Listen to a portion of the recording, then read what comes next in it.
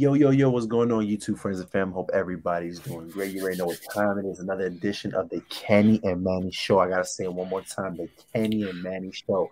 Manny, how you feeling, buddy? Yo, it's good, man. Right now I'm feeling great. Ain't got no complaints. You already know, man. You know how I feel, bro. On a consistent daily basis. It's another day, another dollar, man. Another day, another What's dollar. up, That's what man? it comes down to. Yes, Yo, sir, man. So man. Talk to me.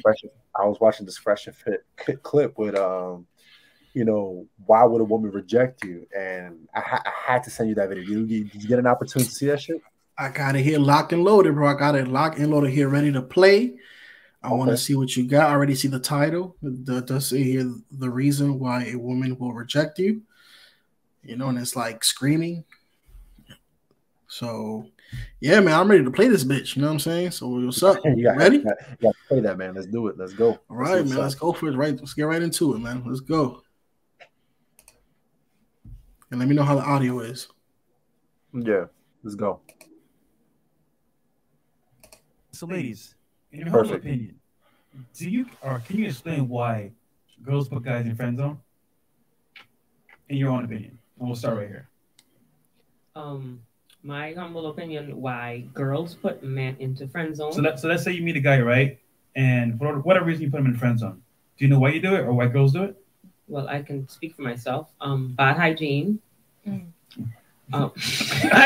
know you was going lie. Hey, there you go. Damn. Shout out to the men that scrape their tongue and brush their teeth and shower. Use this drink. Bad hygiene. If I'm not attracted to him, I friend zone him. If I feel like he lacks ambition, I don't want to date him. So that's 3 of the main reasons for me. Okay, that's fair. It's really plain and simple. If a girl is not attracted to a guy, she will friend zone him. So get that through y'all's heads. Like there's no other reason. If I like a guy and I want to be with him, or before I was dating, if I wanted to fuck, can I say that? Yeah, sure. You're welcome to Fresh Fit. Sorry. If I want to fuck him, I'm gonna fuck him. I'm not gonna friend zone him, and so if I'm not attracted to him, I will friend zone. In my mind, there's no other reason. Or if he's a beta male, so there's that too. Damn. There you go. Okay. All right. Lord. Okay. Fair enough. I feel like for me, I have to be emotionally attracted to you. Like, so if I just meet you, yeah, you look cute, hot, or whatever, but that doesn't mean I'm just gonna fuck you or be with you. Like, I have to feel a mental connection there, So I might put you in the friend zone to test you out, see how you are, during certain situations, Then over time, then I might take you out that friend zone, or I might just Stop the cat. So the guys that you've been with, long term, you put them in the friend zone first? Most of them, yeah. They didn't smash? No, we were just in the friends. And that's okay to be friends first, build that connection, and then. But that's different. Nope. That's like relationships. You never had a one-night stand? I never said that. So why did they have to wait when you got it right away? Maybe because it was kind of like a selfish thing for me. Interesting. Yeah. Okay. I think what he did was he walked up to her like, good bow! Smash now! And she was like, oh, okay. Our attempts match. You got it, I got one too. Let's do this. I think I see a good post. Okay. I definitely want to start commenting on this already. Yeah, definitely. And one thing, I don't know if you noticed, as far as how they're treating the word friend zone. Like, let me ask you this before you got comment on anything else. What do you think about that when you hear the word friend zone? When I think of friend zone, well, 2 things I can actually think of. Friend zone could be there's no possibility of you exiting this zone. You're just going to be seen as an acquaintance. You're just there in case I want to vent to you. I want to tell you how my day is, and I'm basically getting your non-sexual attraction. Or you could start, it is possible to start off as friends, at least getting to know each other. I want people to understand that a lot of podcasts are pushing this narrative, pretty much smash and dash, get in between, count the green, all that good stuff. But it's sometimes good to take your time because you want to get to know the prospects that you're ultimately dealing with. You want to make sure this person doesn't have a psycho boyfriend. This person doesn't have an STD. I get it. You don't want to waste your resources. But there's nothing wrong with getting to know somebody on a friendship level. But when you're in the friend zone, it means that's it. You're stuck in that zone. It's like a Hell in a Cell match from WWE. You can't get out. You're trapped. Yeah. That's what friend zone is. But if you start off as friends, Okay, you may be attracted to her, but she wants to see your mental capacity, your verbal capacity.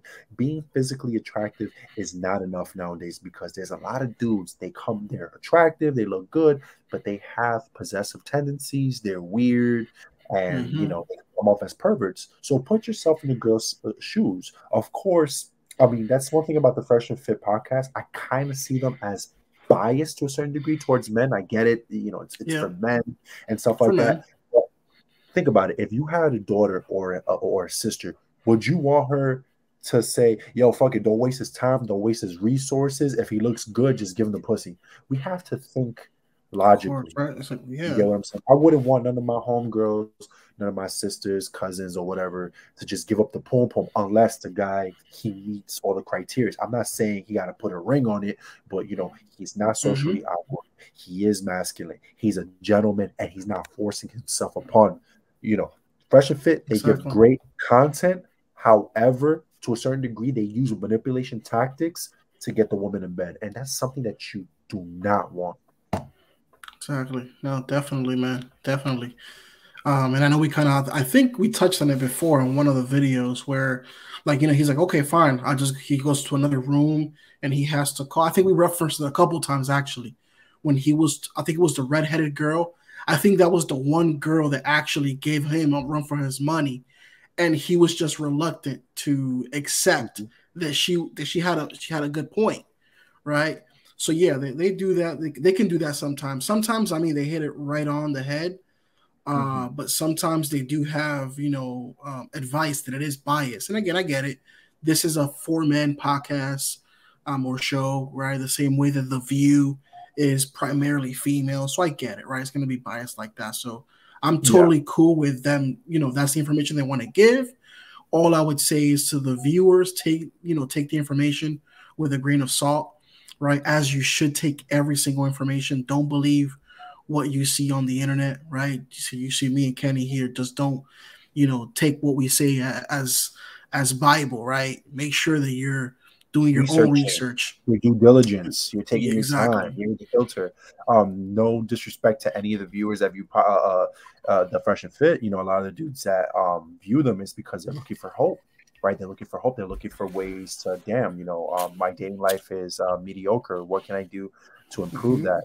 So it's like religion. You got a lot of congregations, a lot of certain religions that, you know, a lot of people are looking for something, a bigger meaning. And, you know, that the biggest seller is hope. People hope to get laid. People hope to find God. People hope to lose weight. So you have content creators, generally speaking, not just Fresh and Fit, they're manipulating the hope thing. Like I said, Fresh and Fit, they offer a lot of insightful content, very good and stuff like that. But, you know, a lot of cases they're giving the bias treatment, right? They're saying, oh, you know, they're saying, oh, it's nothing wrong with doing the one night stand, because it benefits you. But if you had a sister, you had a cousin, or you had a female that's close to you from a friendship level, you wouldn't want her to just give it up to the dude without her actually without getting to know the individual or seeing if he has a disease. I mean, you can't just rely on condoms, right? There's a lot of components people are not thinking of. You know what I'm saying? It's way more than that to just look good. You know what I'm saying? Women, remember, there's a quote that says, women fall in love with what they hear, men fall in love with what they see. No homo. There's a lot of good-looking dudes out there. But once that gets you to the door, but what keeps you there so you can get to home base and get laid? You have to talk. You got to have game. You can't come off as a possessive weirdo. And ultimately, you got to show that you're not a thirst bucket. Come off as a thirst bucket. What's going to happen is they're going to reject you. Exactly, man. I mean, you hit it right on the spot, bro. I couldn't have agreed anymore. That's what it comes down to. I mean, sometimes, you know, a little bit of liquor, a little bit of, you know, alcohol, whatever, that sometimes kind of gets you in there, but that's not going to maintain you in there. At that point, you have to be able to, you know, have a conversation, have some common interest, something that you can find where you can take that conversation somewhere, you know, and then that allows you to get into that, you know, how we used to say back in the day, or in movies or whatever, second base, third base, and all that stuff. So, I mean, that's just part of the game, man. Actually, there's one thing that you told me a long time ago before you even engage with the opposite sex. You told me, Kenny, you have to find other avenues, other hobbies that you like to do. Yeah, and the reason why is because if you're just putting primary focus on getting laid is awesome. Busting nuts, orgasms, perhaps one of the most therapeutic wonderful, great things in the world. What happens is if that's your only sole purpose and that's your only hobby, what's going to happen is when you're engaging with these women, you're going to come off as a thirst bucket. But when you have hobbies, whether it be, you know, sports, fitness, riding motorcycles, whatever the case may be, you have things going on. So when females see that you have hobbies and extracurricular activities, they're going to be, okay, this guy is not just trying to get into my pants. He's a busy guy. He has things going on for himself. He's a well-versed, multidimensional. Having all those things, right, besides looks, it's going to get you much further. And guys, I'm going to be honest with you. I get it. One night stands may seem great. That's a narrative that a lot of content creators are pushing, but you don't want one night stands. You want to at least get to know her. You want to see, was she, you know, was she used to be a man? Was she a tranny? Does she have a disease? Does she have a jealous boyfriend? Does she have kids? You can't know all this shit in one night. You know, and I want to pause you right there real quick. I want to just say this, just in case, just for the comment section. It's not that there's anything wrong with a tranny or anything like that.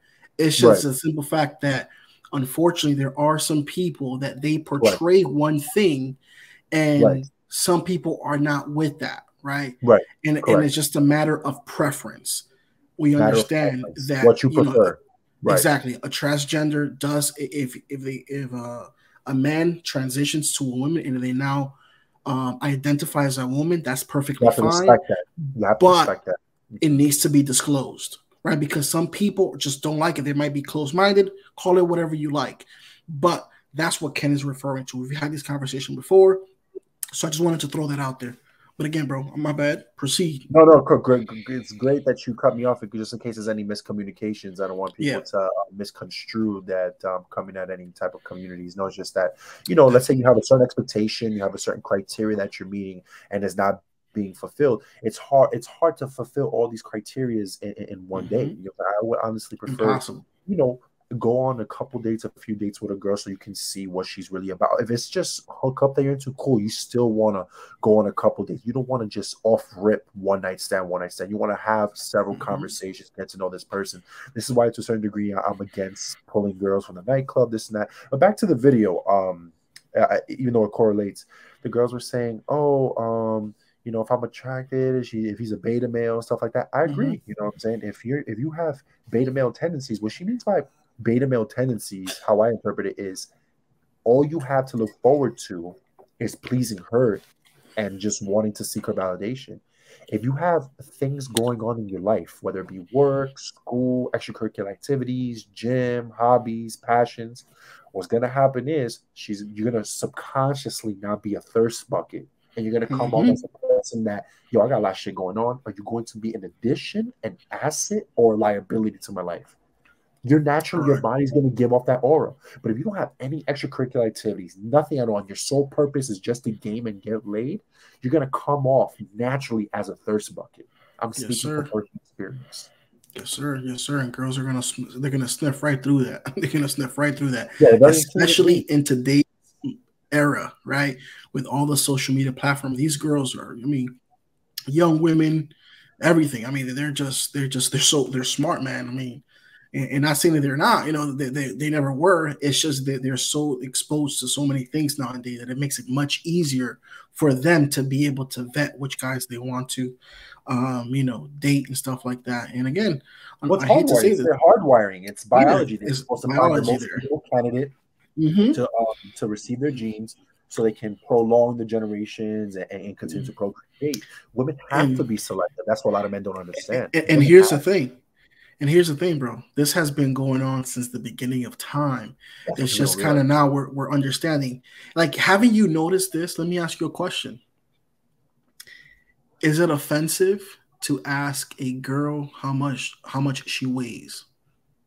Me personally speaking, based on society standards, the way the narrative that they portray, yes.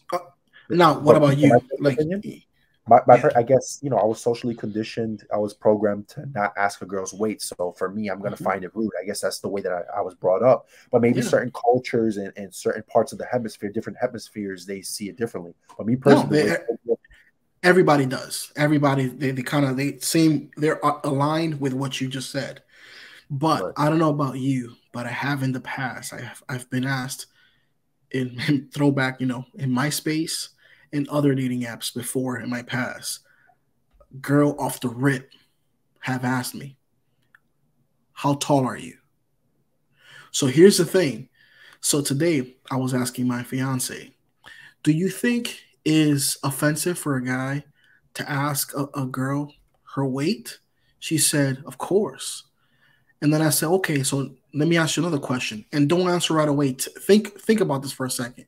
Do you think it's offensive for a girl to ask a guy how tall is he? She thought about it for a second, and then she said, I can see where you're coming with that. So immediately, she didn't even have to answer the question. She knew where I was going with it, right? So I say all of that to say that women have been controlling how this thing plays out. The whole friend zone pre-selection thing. 101. Pre-selection 101. So it's been happening from the beginning of time. So again, a guy can go ahead and ask that to a lady, and it's the end of the world. But a girl can ask, how tall are you? And it's perfectly fine. And if you think about it, it should actually be worse to ask a guy that, because a guy can't do anything about it. A girl, on the other hand, could make a difference about it, right? I know it may be difficult. There might be some things in there that could factor in, but nonetheless, that could be altered, right? Still possible for guys. I mean, it's damn near impossible. I mean, now we have some technology where some dudes are getting, their legs, their limbs extended, but that's extremely expensive and extremely, selective. Doctors select who they want to perform. Yeah, very risky, by the way. So again, that's just, I wanted to throw that out there because you're talking about, females being selective. So yeah, man. So I just want to kind of put my 2 cents on that. Absolutely. But, I agree with you, man. The same way we should definitely change that narrative. The same way if women have the, they're self-conscious with certain topics, certain questions. I think it's only right. I think it's imperative that men could feel the same way. What's with this toxic masculinity that men must always be stern and they should always suck it up. If a man, has his insecurities or whatever, feels some type of way, he shouldn't. If he doesn't want to answer certain questions, he shouldn't have to answer a certain question. But it's crazy how it's true. I mean, women can get away with certain things, and the same way, men are always programmed. Hey, it is what it is. They ultimately, it's debatable, right? Is it a man's world or a woman's world? Because it seems like they have a lot of privileges that men don't have access to. You know what I'm saying? Exactly, and and you kind of see that, right? And I've seen again, and I don't want to make this into a man versus female situation or a man versus woman situation, right. But you've seen both that have trials and tribulations. We all go exactly, and there has been, of course, in recent times, there's been a lot of fight for equality and everything like that, which that's perfectly fine. But what you don't realize sometimes is that that's going to have some negative drawbacks that you really don't. If you really think about it, like for example, like like guys being gentlemen, right? For example, if you're sitting on the bus and there comes a lady, as a gentleman, you may get up and give her the seat. But because we're, it's all about equality and stuff like that. I mean, why would you do these things anymore? Well, one can make that argument, really, right? So these are some of the things that happen with equality. But again, I don't mean to get off topic, but it's just kind of showing that there's a lot of changes and a lot of going on. But a lot of times women dictate how relationship goes. So we have to play the game, on their grounds, on their rules. So the better we do that, the better we can understand if this is a situation where we are going to get rejected or we're going to have a chance, right? So again, some of these girls, what they pointed out, hey, if they're attracted, if they have the vibe, they're going to go for it. However, if you're unattractive, chances are they're not going to go for it unless you have some crazy personality. So they might put you in that friend zone just to kind of, vet you out.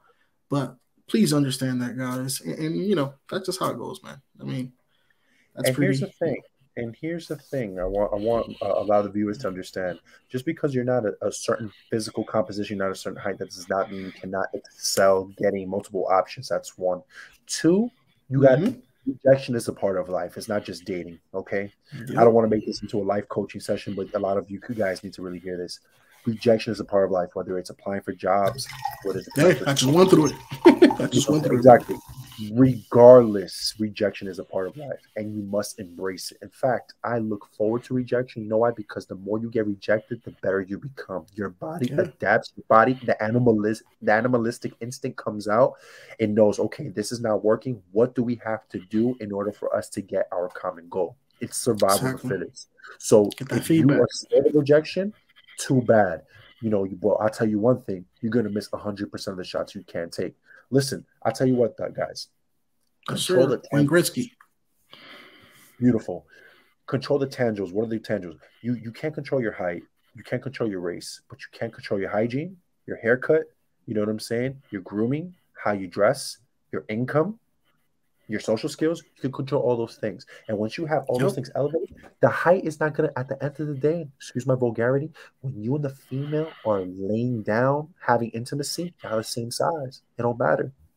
You know what I'm saying? Exactly. You could be 6'9" and have a trash pullout game, or you can't last long in bed. You know what I'm saying? Mm-hmm. Height is just one of the components that's fine. Yep. It's a plus, but it's not a requirement. So just know that, guys. That's all I gotta say. I got shit to say about that. I mean, you said it well, brother. I mean, on that note, you guys know what to do, man. Make sure to like and subscribe, and click on that notification bell. But and again, if there's a video like this you guys want to see, just let us know. You already know.